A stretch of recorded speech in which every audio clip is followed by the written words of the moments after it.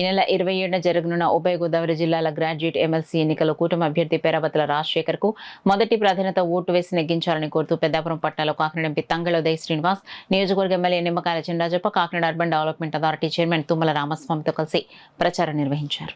ఈ సందర్భంగా ఎంపీ ఉదయ్ శ్రీనివాస్ మాట్లాడుతూ కూటమి ప్రభుత్వం అధికారం చేపట్టిన తర్వాత అనేక అభివృద్ధి పనులకు శ్రీకారం చుట్టిందని, గ్రాడ్యుయేట్ ఎమ్మెల్సీ ఎన్నికల్లో కూటమి అభ్యర్థిని నెగ్గించడం ద్వారా మరిన్ని అభివృద్ధి పనులు నియోజకవర్గ పరిధిలో చేయడానికి అవకాశం ఉంటుందని అన్నారు. ఈ కార్యక్రమంలో కూటమి నాయకులు, కార్యకర్తలతో కలిసి ప్రైవేట్ మరియు ప్రభుత్వ విద్యాలయాల్లో ప్రచారాన్ని చేపట్టారు. అత్యధిక మెజారిటీతో గ్రాడ్యుయేట్స్ అందరూ గెలిపించాలని మనస్ఫూర్తిగా కోరుకుంటాం.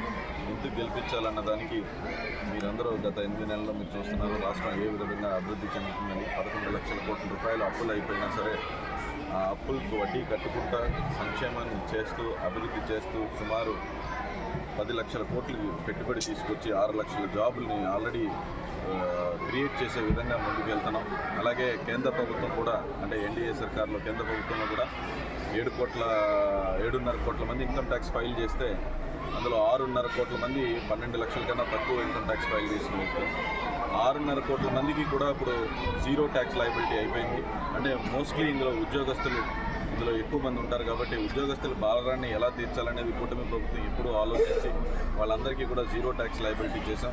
అలాగే వాళ్ళందరూ కూడా ఇప్పుడు రానున్న ఎన్నికల్లో, ఎమ్మెల్సీ ఎన్నికల్లో కూటమి బలపరిచిన పేరాబత్తుల రాజశేఖర్ గారిని నెంబర్ 1 పైన అది ఒక్కటే వేసి, అంటే ఓట్ని ఇన్వాలిడ్ చేసుకోకుండా వేరే ఏది పెట్టకుండా అది ఒక్కటే 1 పైన వేసి ఆయన అత్యధిక మెజారిటీతో గెలిపించాలని, అలాగే ఆయన గెలుపు కోసం కృషి చేసిన టీడీపీ, జనసేన, బీజేపీ కార్యకర్తలందరికీ కూడా నా హృదయపూర్వక నమస్కారం.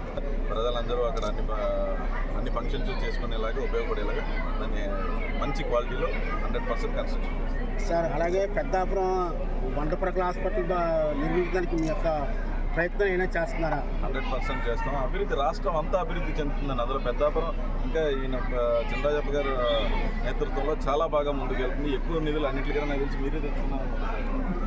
మొత్తం మన హ్యాట్రిక్ ఎమ్మెల్యే గారు మొత్తం ఎప్పుడులాగే ది బెస్ట్ పని చేస్తున్నారు. దానికి నా సహకారం కూడా ఉంటుంది.